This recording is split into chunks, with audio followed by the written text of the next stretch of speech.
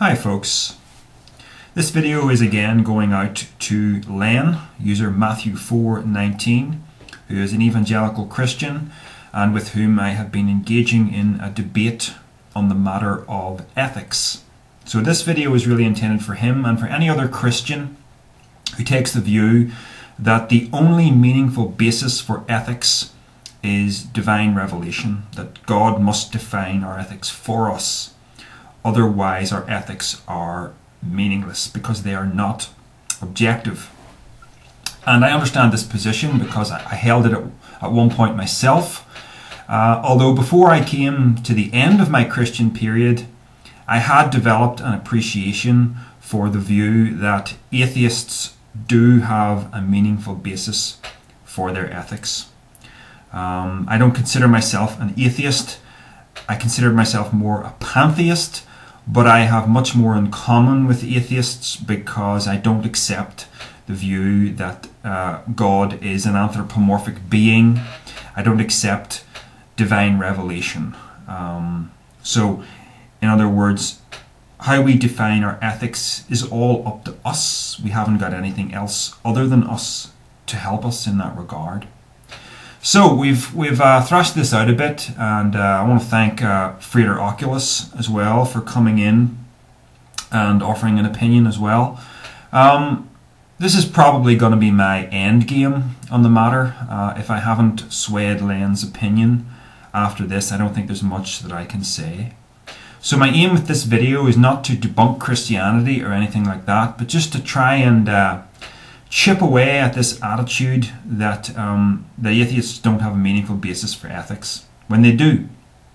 In other words, be a Christian, but use better arguments when you're trying to change the minds of atheists. The argument from ethics is not a good argument, so I'm going to offer some observations to that end. So please don't dismiss these out of hand. Give them some careful thought before you dismiss them. So I'm going to start with a kind of a dramatic example. That's a little bit unrealistic, but I think it allows us to see things in a certain light. So imagine Richard Dawkins was presented with a wager. Richard Dawkins, the famous atheist.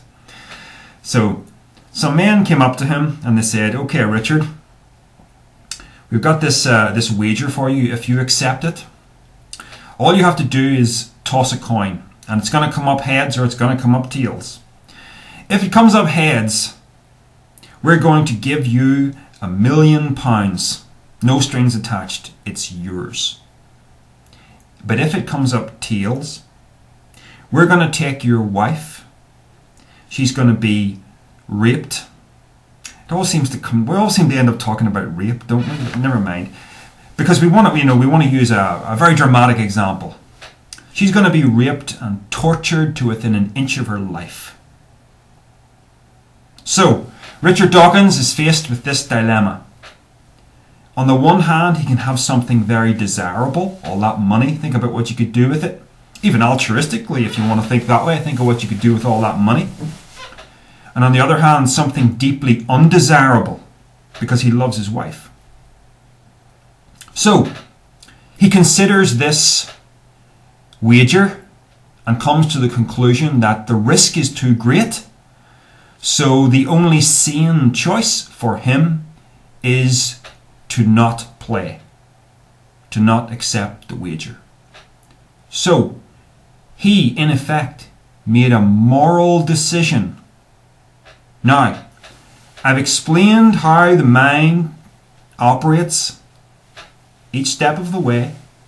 You can understand perfectly well, from an entirely naturalistic point of view, why he would choose not to play, why he would not want to risk his wife's life in a situation like that. Okay?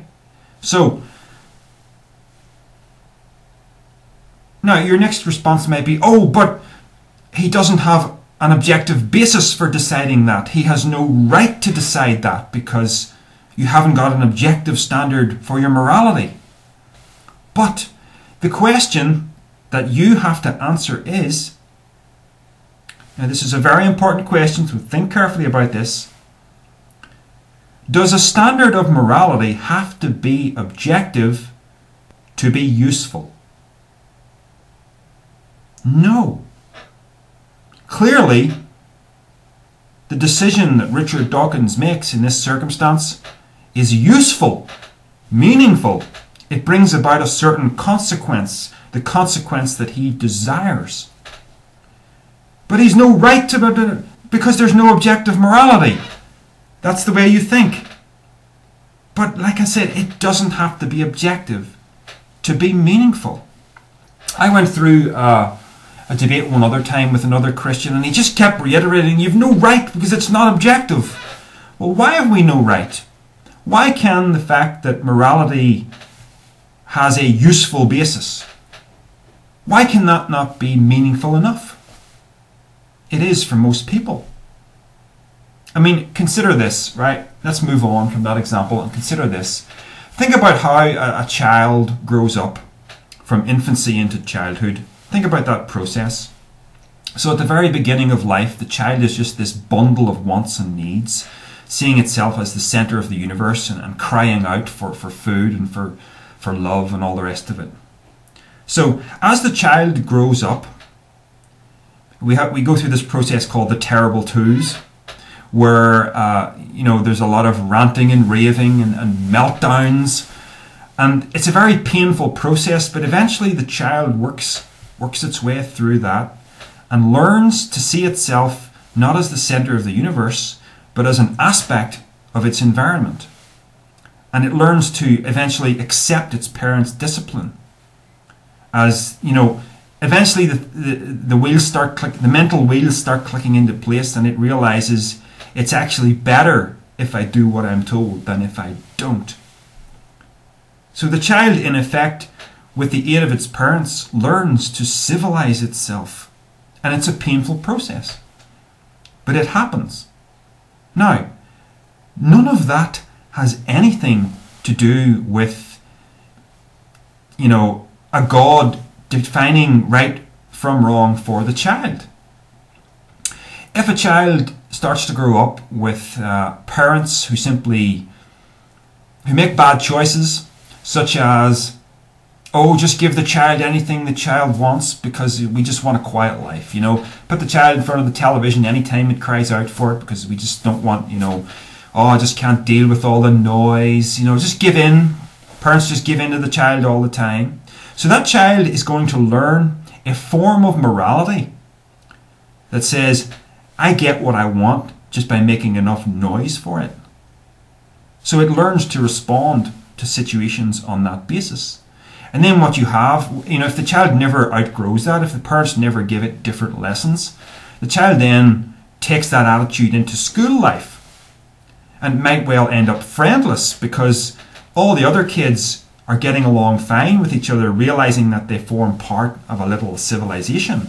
Whereas this child has never learned that, and it just tries the same old routines, it tries the same form of ethics that it has used up to that point by just going into meltdown every time something doesn't go the way it wants. You understand? It's got nothing to do with God. We are not these automatons that have no feelings, that need to be programmed with a sense of right and wrong. I mean, Richard Dawkins is not sitting there thinking, okay, here is my wife, she might be raped and tortured, here is the money, I might be able to get that. It does not matter because I am a robot, it does not matter which outcome that happens, so I will take the bet and whatever happens, happens. Now, a psychopath who has no empathy up here because there's something wrong with his brain might feel that way. But there are way more people who are non-psychopaths than there are people who are psychopaths. Okay? So that is why, civilization is the consensus of the opinions of most people. And that forms a kind of seat of power, if you like. And I think you really drastically misunderstood the term might is right when I used it. It's not that I'm saying might is objectively right. I'm saying that civilization is determined by the victors. So in other words, imagine we had some kind of global plague that wiped out most of the human race, wiped out civilization. There was only a handful of people running around. You start off on your own, and eventually you band together into little small communities. Well, you're going to find that some people decide just to be parasites. You know, that they would think, well, you know, there's no law and order anymore. I can do whatever the hell I want. So when they come across a stranger, maybe a good-looking woman, well, they decide to have their way. Then you'll get other people who still remember the value that civilization had for them, who still remember the value of the principle, if I want certain people to behave in a certain way to me, then I've got to behave in that way to them, which is crystallized as do unto others as you'd have them do unto you. You know, that didn't come from God. That comes from our recognition of the consequences of our actions and our responsibility to act in a certain way to bring about certain consequences. So, you know, you mentioned Martin Luther King didn't have might on his side. Well, clearly he did have might on his side because he changed the world. You know, might isn't just he who has the most guns wins. You know, he had a far greater form of might, which was the ability to change people's minds. So I hope that clarifies that to some extent. I think you want to look at the world, you know, and you want to have this very simplistic understanding that there is an objective right and wrong, which can be defined, and which, you know, it's, you know, lying is wrong and you must never tell a lie under any circumstances, you know, stuff like that. You know, well, what if you could save someone's life by telling a white lie? What if all you had to do to save their life was telling a white lie? You know, would you tell the truth just on principle? Well, I sure wouldn't, because I would value the preservation of that person's life more than telling the truth. You know? So, also in a sense, you know, morality is inescapable, even among those we would call criminals. If you consider a street gang, there has to be some form of code of behavior, otherwise the gang disintegrates into anarchy. Even consider something like the mafia. People who are in the mafia are not just anarchists, they have their own internal sense of honor. If they didn't have that, there couldn't be a mafia, there couldn't be an organization, it would disintegrate. The need to create a code is built into the need for any form of social order whatsoever. And let's face it, we all want some form of social order. So again, it boils down to the fact that morality is useful. So the fact that, you know, most people would prefer to be law-abiding citizens rather than be in the mafia. Therefore, you have civilization itself as this big superorganism, and you have a smaller organism or superorganism that we would call the mafia, that exists in opposition to civilization. So there's a might is right situation. The mafia is, you know, kind of like a parasitic invading organism in a larger organism. But the reason why, you know, we never come across, most of us never come across the mafia or anything like that, is because we are part of the superorganism of civilization. Most of us choose that, some of us don't. And that's where we have the interplay of these forces, and might is right. Civilization is determined by the victors, and the victors in the present day are those who prefer democratic civilization. I can't possibly tell what form of morality is going to be around 1,000 years in the future. Hopefully it will be better than the one that is here now, because I observe this trend from ancient civilization to the modern day of things gradually getting better. Although sometimes there are peaks and troughs, like, you know, it's starting to get better and then there's a plunge and we pull back up again, and then we go along for another plunge and we pull back up again. So we are just at a particular arbitrary point on, you know, the evolution of the human race. I don't mean the biological evolution necessarily, but just in the sense that civilizations evolve, the principles that they live by evolve. Even, even in your neck of the woods as a Christian, being a Christian today is nothing like being a Christian in the Middle Ages, morally. It's not even like being a Christian in the earlier part of the 20th century. Back then, when cinema was first invented, there would have been a trend within Christianity to avoid cinema as something sinful, to avoid dances as something sinful. And even, today you will get all kinds of sects of Christianity with all kinds of views, from very liberal to very strict. So it's really not as simple as just looking at the Bible and following the Bible, because the Bible is interpreted within your particular cultural scenario. So, your focus, the reason I brought this whole debate up, Len, you sort of indulged yourself on your blog by saying that you thought in our debate, in our lost debate, that this was the part where you really felt you had a victory, and maybe I'm bringing this up because the Holy Spirit is working on my heart. Not at all. I'm bringing this up because we came across, something very interesting was brought to light in that lost debate, and that is regarding morality. Your entire focus is on how man's actions relate to God and how God will judge those actions. Your entire focus on morality is totally off where morality really matters. Morality matters in the world because the actions of people affect other people. It's got nothing really to do with God. And it seems to be really hard for me to make you see that. All you see is that actions are against God. Actions are primarily against people.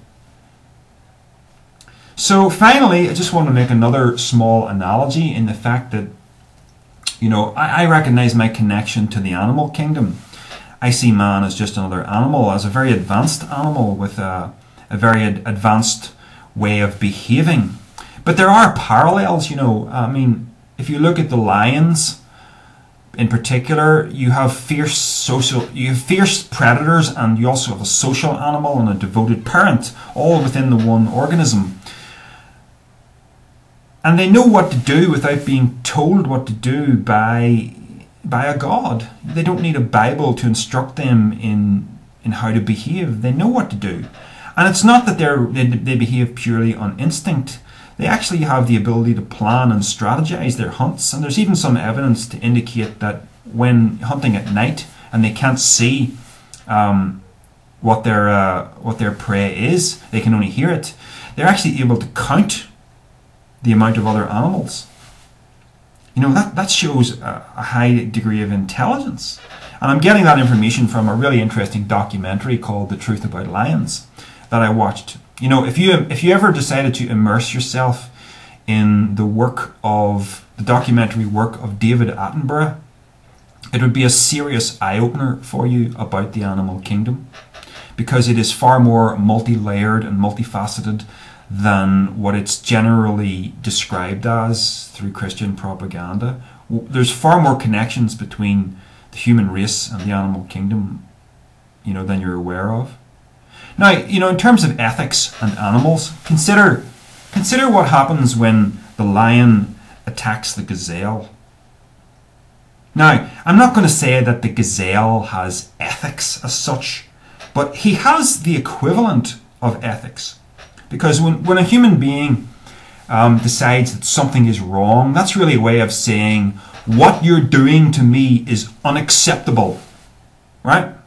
Now, I'm pretty sure the gazelle, when it sees those teeth coming towards him and feels those teeth clamping down, and it feels that horrible stir of this monstrous lion bearing down upon it, I'm pretty sure that gazelle is thinking, this is pretty unacceptable. Nevertheless, that doesn't make what the lion is doing wrong. It's wrong for the gazelle, that's for sure. But it's not wrong for the lion, is it? The lion's acting according to its nature. So, what we have in all of nature, including mankind, is this huge, tremendous flux of behaviours. And it all settles down into a kind of balance. that involves the predator and the prey. And that is nature as we find it. And ethics is a part of that. You know, to the mouse, the cat is evil. To the cat, the dog is evil. That's how it works. To the worm, the bird is evil. That's life. It's not as simple as something is objectively wrong or objectively right.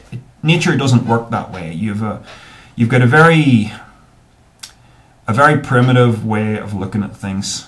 And so anyway, I rest my case.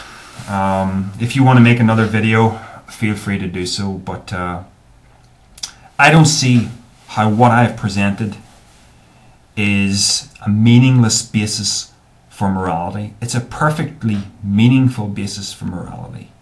Just because it's not objective and God-given and defined for us doesn't make it meaningless.